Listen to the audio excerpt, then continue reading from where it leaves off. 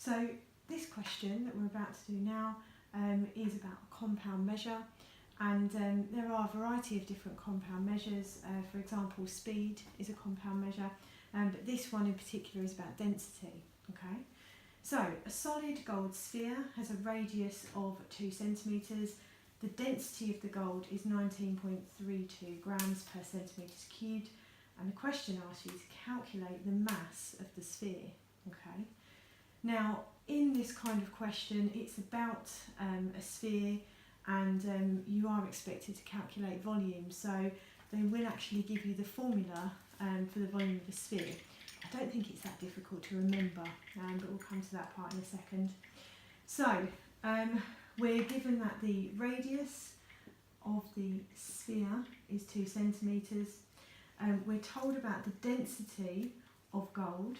We're given that value there, and we're asked to calculate the mass of the sphere. Now, what I think is really, really important when we're dealing with compound measures is if you don't know the formula for a compound measure, the units of that particular measure actually tell you the formula. So if we look at this, the density is 19.32 grams per centimetres cubed. Okay. Now, grams stands for the mass, per means divide, and centimetres cubed is volume. So that means that the formula is density is equal to mass divided by volume. And it's really important that you remember that.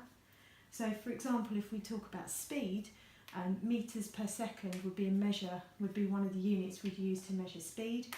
Metres would stand for the distance, and seconds would stand for the time, so therefore speed is distance divided by time. Okay, so really useful tip there for you. If you can't remember the formula, it's actually given to you in the question. Okay, now we need to find the mass, so we're going to have to rearrange that formula, and it's quite simple to do. Density is equal to mass divided by volume, so all you need to do to get mass on its own is to multiply by volume. So therefore the mass is just equal to density multiplied by volume. Okay, so that's all you have to do there. Now we know what we've got to do, but we've got to know what the density is and know what the volume is in order to calculate that. Now the density has been given to us in the question, so that's fine. The volume, however, we don't have. But what have we got? Well, we're told that it's a sphere, and we're told it's got a radius of 2 centimetres. Now, as I said to you, you will actually be given the formula for the volume of a sphere in the question. So I'll give that to you now. So the volume of a sphere is 4/3 pi r cubed. Okay, like I say, I don't think it's a particularly difficult formula for you to remember, but you don't have to remember it. It will be given to you in the exam anyway. So all we have to do is fill in the information that we have. So the volume of the sphere is 4/3 times pi times the radius, which is 2 cubed. Now, if you've got a decent calculator, it will do the fraction for you, and you literally just have to type that into your calculator exactly as it's stated there. Now, if you do that, I've done this calculation already, you get 33.510. Now, at this point, I recommend there are more digits as well. And at this point, I recommend that you actually leave that on your calculator display, because as you can see, the next step to find the mass is that we're actually just going to multiply it by the density. So, to find the mass,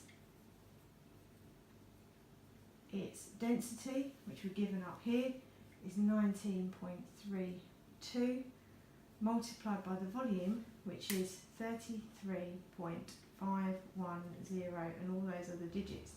Now, like I say, if you've left that on your calculator display, all you have to do is press the multiply button and then 19.32, and it will give you the answer.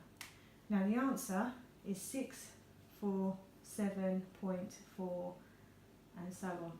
Now notice in this question they don't actually ask you to round it to a number of significant figures or decimal places or anything else. And if that does happen, you'd be expected, they are looking for you to round it sensibly yourself.